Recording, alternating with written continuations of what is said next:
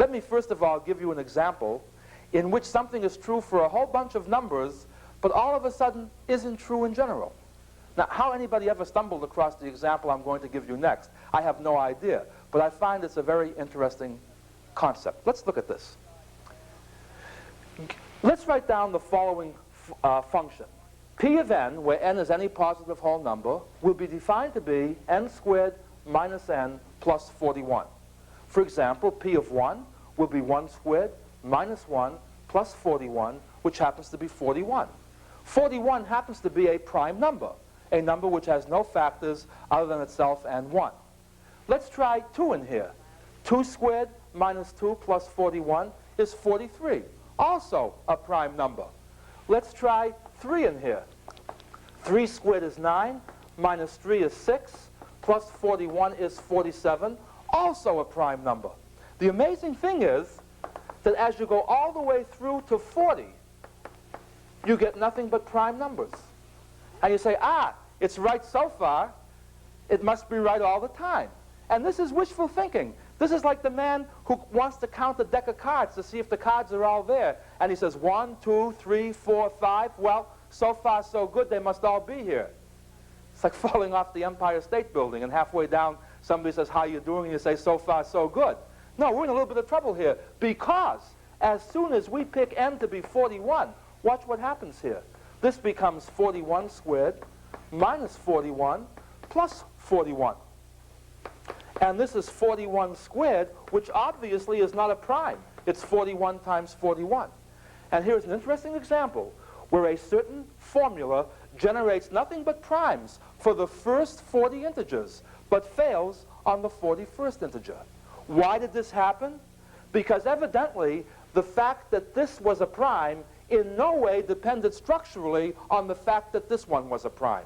There is our mathematical induction again, that not only must the conjecture be true, but it must follow inescapably from the case before. If you'd like a more fascinating realistic example, it's something that we call the unique factorization theorem of elementary number theory.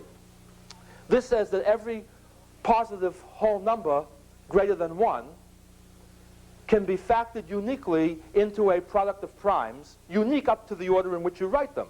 For example, 2 is already a prime, it's 2. 3 is already a prime, 3. 4 can be factored as 2 times 2. 5 can be factored as, well, it's already a prime, it's 5. 6 can be written as what? 2 times 3. 7 can be written, of course, as 7, it's already a prime. 8 is 2 times 2 times 2. 9 is 3 times 3. 10 is 2 times 5. And 11 is already a prime. Well, this doesn't prove anything. I'm just trying to demonstrate what the theorem says. The interesting thing is, do you notice how n plus 1 factors, I don't know what phrase to use here, but let's call it considerably different than n.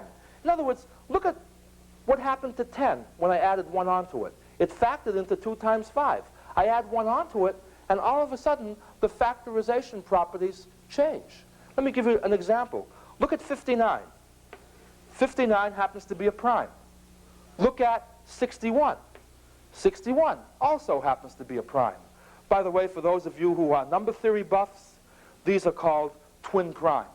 Consecutive odd numbers which are both prime are called twin primes. By the way, 2 is the only even prime, of course, because if a number is greater than 2 and it's even, it's divisible by 2. So 2 is the only even prime. Twin primes are what? Consecutive odd numbers, both of which are primes. So 59 and 61 are a pair of twin primes.